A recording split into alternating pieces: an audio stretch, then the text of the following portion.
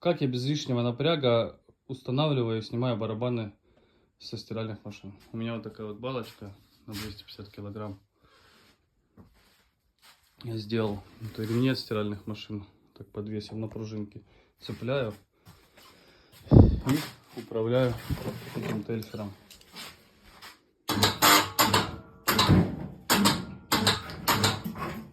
Ну, таким образом устанавливаю и снимаю баки, не напрягая спину. Пользуйтесь.